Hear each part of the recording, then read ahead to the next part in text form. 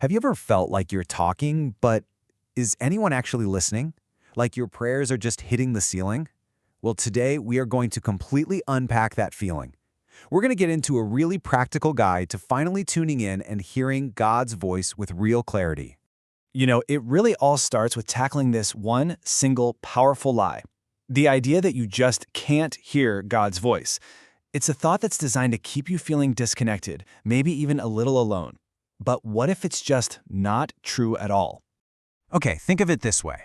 It's kind of like trying to use your phone, but you're convinced that Wi-Fi is a total myth. You'd never even try to connect, right? You just assume it's impossible. But the reality is, the signal is always broadcasting. The problem isn't the signal. It's whether we believe we can actually connect to it. So here's our game plan for today. First, we're going to tear down the great lie. Then we'll get into how God actually speaks. After that, we'll figure out how to sort through the three main voices in our heads, put them to a simple test, and finally wrap up with some really practical steps to get better at listening.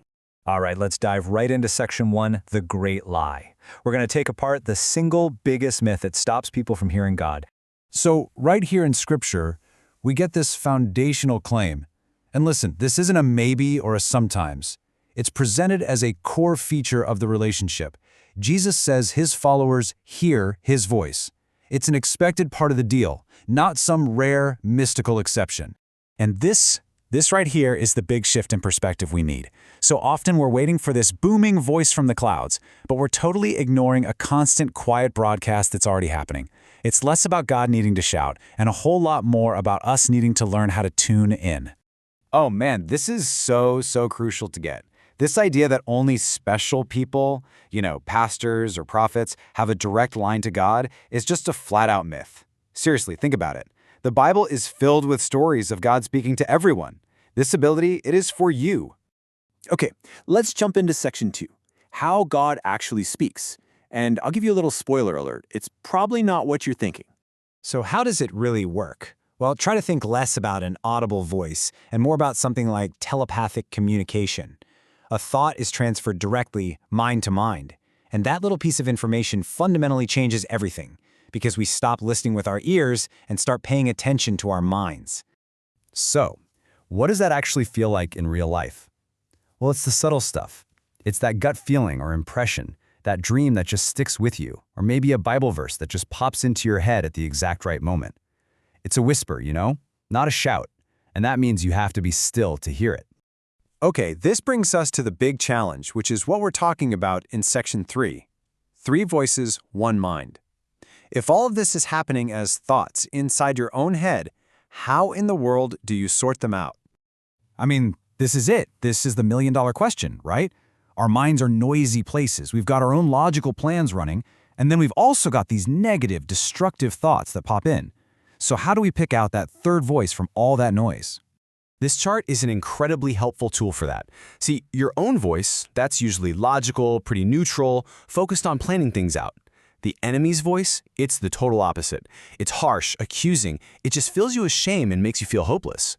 But God's voice, it has a completely different character. It's calm, it's reassuring, kind, uplifting, and it always leaves you with a sense of peace.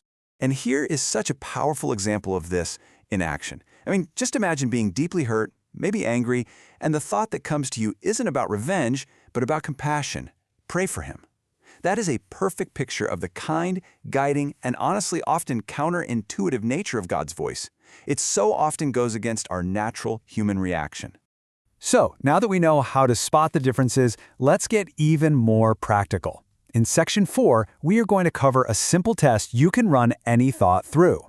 It's just 3 simple steps. First, does it line up with the Bible? God is not going to contradict his own character. Second, and this is a big one, does it convict or condemn? Conviction is gentle. It's a course correction. Like, hey, that wasn't the right way to handle that. Condemnation is all about shame. You're just an awful person. See the difference? And finally, does it bring peace? Even if it's a tough instruction, there's a peace that comes with it. At the end of the day, you recognize a voice because you know the person. This analogy just makes it so clear, doesn't it? If your best friend who is obsessed with pasta suddenly texts you, "I hate pasta," you'd immediately know something's off. Why? Because it's completely out of character. It's the exact same principle here. The better you know God's character from reading Scripture, the easier and faster you'll recognize his voice. And all of this brings us to our final and maybe most crucial section, getting better at listening. How do we actually practice this skill and make it a natural part of our lives? The story of Elijah is the perfect picture for this. He was out there expecting God to show up in the big, loud, dramatic stuff, the earthquake, the fire. But God wasn't in any of that. He was in the gentle whisper. And to hear a whisper, you've got to quiet the noise, both around you and inside you. So how do you do that? How do you tune in? Well, it really comes down to 3 key habits. Number 1, read the Bible. It's the #1 way we learn His character. 2, treat prayer like a two-way conversation. That means you listen just as much as you talk. And 3, make time to just sit in silence. Seriously, quiet all the other noise so you have a chance to hear that whisper. And look, if you're feeling a little overwhelmed and you're not sure where to even start, just start right here. Try praying this simple prayer of the young prophet Samuel. It is such a powerful posture of readiness. It's an invitation that just says, okay, I'm here and I'm listening. And that's really what it all comes back to, this one simple question. It's all about relationship. Think about it. The more time you spend with a friend, the more instantly you recognize their voice across a crowded, noisy room. It's exactly the same here. The journey to hearing God's voice is really just the journey of knowing Him better.